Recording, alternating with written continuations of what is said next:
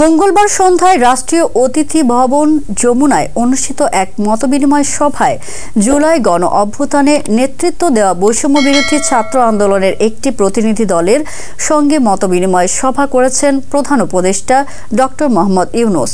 মতবিনিময় সভায় তিনি বলেন, তোমরা অসম্ভবকে সম্ভব করেছো, এক বিজয় অর্জন করেছো, আরেক বিজয় আসবে।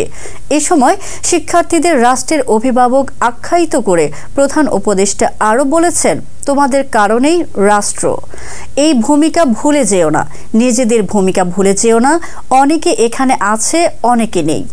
যারা নেই তারাও রাষ্ট্রের অভিভাবক। তোমাদের দায়িত্ব আছে রাষ্ট্র যেন ঠিক পথে চলে, যেন বিচ্যুত না হয়। এইটুকু মনে রাখলে রাষ্ট্র ঠিক থাকবে। নিজের অভিভাবকত্ব ভুলে যেও না।